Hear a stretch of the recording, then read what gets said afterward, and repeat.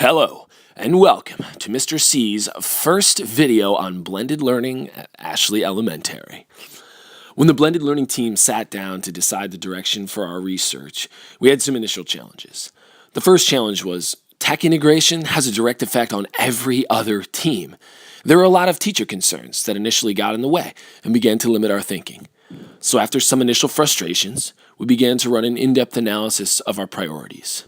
There are many different spheres of concern that are affecting our new school design as it applies to blended learning and technology integration, as well as everything else. The first sphere being the teachers, with all the usual concerns, like growth and test scores, but also, as it applies to new school design, concerns like lack of skills to implement a new program in the classroom, funding, or even lack of interest in a new model of learning. The second sphere of influence that we came up with was the district and building administration, who share many concerns of the teachers, like implementation issues and funding, but also have their own list of concerns as it applies to new school design. Things like relevance and rigor in the classrooms, school-wide growth, and as we've heard directly from the big cheese himself, a program that is attractive to a diverse population. All right. So we also have a community sphere that shares many of those concerns, but also emphasizes things like college readiness, independence, and even fun in the classrooms. Now, I know that I've missed mentioning lots of spheres and lots of things that go into them, but there was one that I left out in particular. Did you notice which one it was? Where do the students fall in here? I argue that in a highly functional school model, they fall within all of these spheres. Students have a sphere of their own, and in an optimal design, it's acknowledged and prioritized in every other competing entity. This is what the blended learning team chose to focus on when doing our research and putting up design ideas for a new school. So let's take a look at the student sphere. Okay, there's a couple of bullets in here. First, low retention of concepts. Nobody can deny that the students at Ashley Elementary have a difficult time retaining concepts once they've been taught. Part of this is because they never master the skills. There is very few of our curriculum that deal with skills mastery as opposed to skills proficiency. And those are two very different things. All right. Another bullet being student ability is all over the place. When you get kids at the beginning of the year, and I'm speaking primarily from experience upstairs, they are all over the field as far as ability ranges go. There can be kids reading at a first grade level and kids reading at a fifth grade level on the first day of school in fourth grade. So I know that other teachers deal with this as well, and it's something that's very hard to differentiate for and very hard to deal with.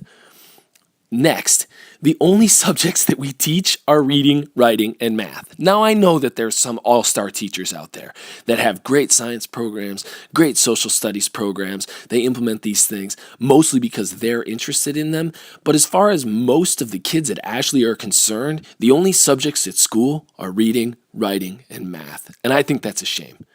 And then finally, what I think is one of the most important things. Students have to be concerned, and even if they don't know about it, one of the big concerns that I have for students and that we all have for students is career readiness. What are we getting these kids ready for? What are they going to be doing when they're our age? I'm going to tell a story now or make an analogy now that I heard at the TIE conference this year. It's called the wave analogy. Technology is a wave. And I think that this links very closely to the career readiness bullet. All right. Technology is a wave.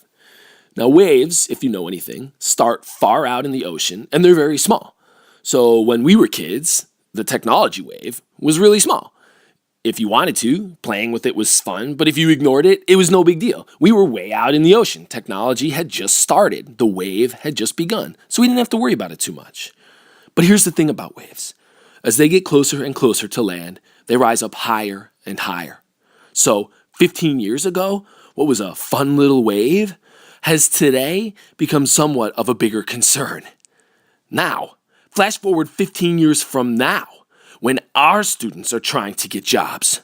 What we prepare our students for today will have a huge impact on whether we see them crushed by this wave or surfing it. This is why I propose that we take it a step further than technology integration and make technology a cornerstone of our school, a focus for our future. So, how do we do this? Well, it's going to take some intentional planning and some deep discussion. We have a lot of good ideas moving forward, but the tech team needs you, the people on every other committee, to include technology and integrated mindset in your own research. Blended learning can be as deep as we want it to be. The key word there is we. It's not going to be easy, but moving forward, it will be essential that we work together on all levels of research and implementation. That's all that I have for you so far. We have a lot of good ideas moving forward, but as my presentation is only supposed to be 10 minutes, that's something that's going to have to wait until next time. Thank you very much from myself and all other members of the tech team.